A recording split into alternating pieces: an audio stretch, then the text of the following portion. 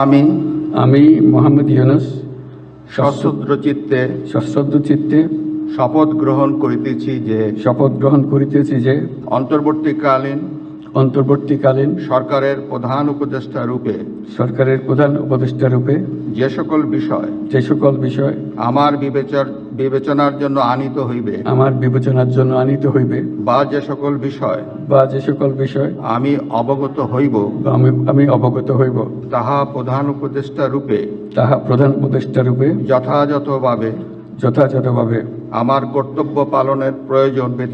আমার কর্তব্য পালনের প্রয়োজন ব্যতীত প্রত্যক্ষ বা পরোক্ষভাবে কোনো ব্যক্তিকে জ্ঞাপন করিব না বা কোনো ব্যক্তির নিকট প্রকাশ করিব না। প্রকাশ করিব না। ধন্যবাদ।